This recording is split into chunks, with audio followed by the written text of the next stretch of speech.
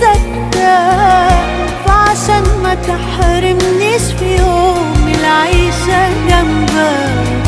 ما اقدرش اعيش